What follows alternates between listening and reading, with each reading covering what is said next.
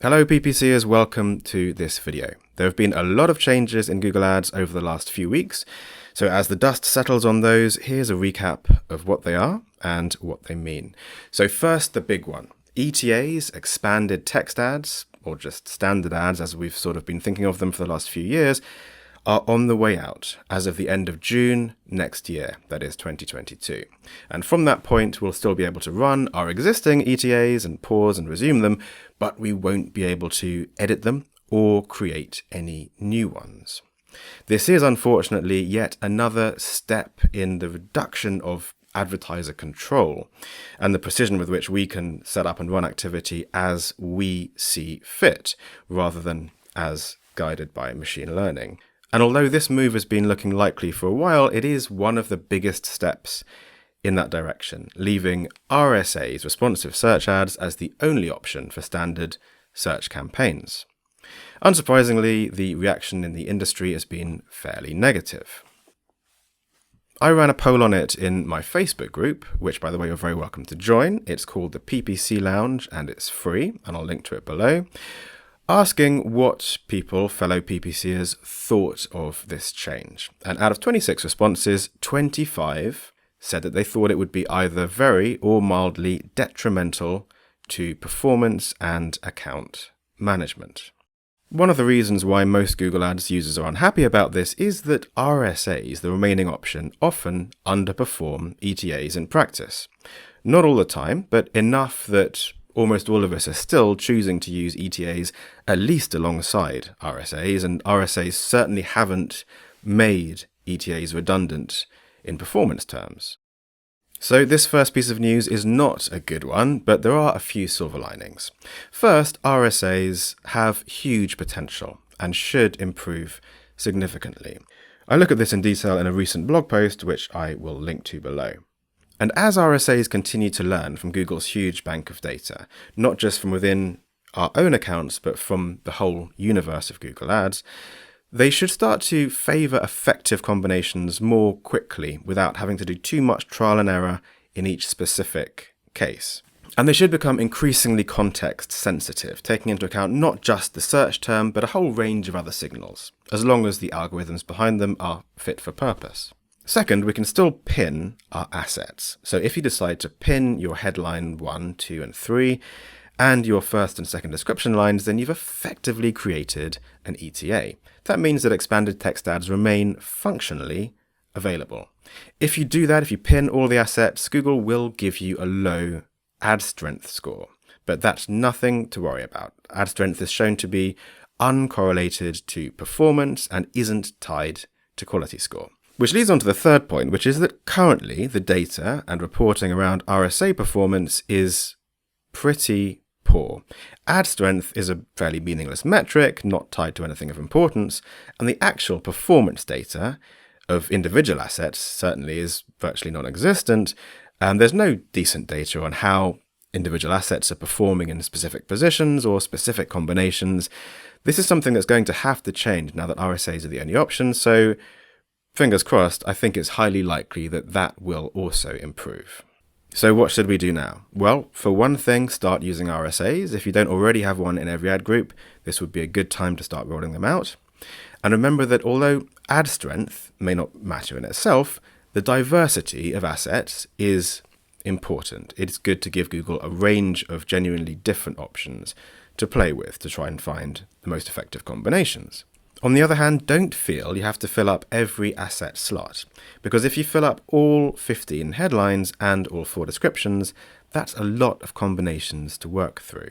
Looking at the headlines alone, if you have 15 headlines, it would take almost 3,000 impressions just to give every possible headline combination, remember there can be either 2 or 3 different headlines showing, 1 impression each. So given that ultimately we want to work out with decent confidence which combinations work best with which search term and in which situations, you can imagine the exponential growth of data required to get those confident conclusions as we increase the number of assets in play. So it may be that giving it the best chance to optimize doesn't mean giving it the maximum number of combinations. That could just overwhelm the testing system. It may be better to have a smaller array of well-differentiated assets.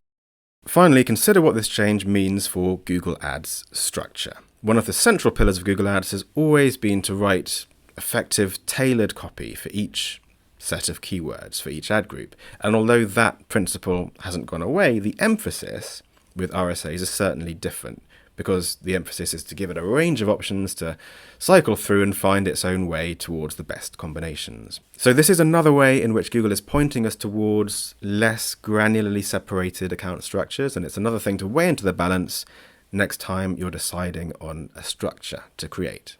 Okay, the next announcement is a change to the way that keyword match typing works. When you have multiple instances of a keyword on different match types, the tighter match type will always be preferred when eligible. Phase 1 of this was announced in a low-key way back in February, that the exact match instance of a keyword would be preferred whenever the search term exactly matches it, regardless of ad rank. But on the 23rd of September, it was further announced that a similar system is in place, favouring phrase over broad match. This is a good change in my view, and while Google's headline writers have a habit of sunny headlines when they're actually removing a feature or control, this one, that it makes match types operate more predictably, I agree with. And one important upshot of this is that it removes the major benefit of structuring by match type.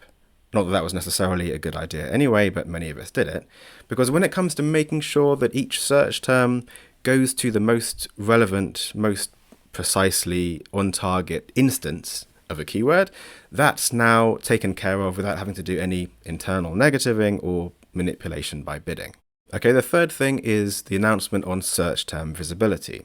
So the visibility into search term data seems to have fluctuated a bit since the big cull in September 2020, and there have been mixed reports about how hidden a lot of search term data has been. It's certainly varied by industry, because some industries are deemed to be more sensitive than others and they have more search term data hidden. But after a few weeks of rumours following this good news tweet from Google's ad liaison manager, we had official word on the 9th of September that search term data has increased, backdated to February of 2021. But interestingly, a lot of the newly available search term data is from zero-click search terms, which isn't completely valueless, but it is of more limited interest. So in a lot of cases, the proportion of clicks that come from hidden search terms is still quite high. Finally, data-driven attribution is set to become the default attribution model when you create new conversion actions. This is quite a major change and quite a positive one in my view. Last click was one of those default settings that it's generally better to change. Data-driven attribution gives a more useful picture, better picture of where value is coming from in terms of which clicks contributed to a conversion. And when you do have a good reason to use last click, you can simply change back. The really big change here is that DDA, data-driven attribution, used to have a fairly high data threshold before you could switch to it.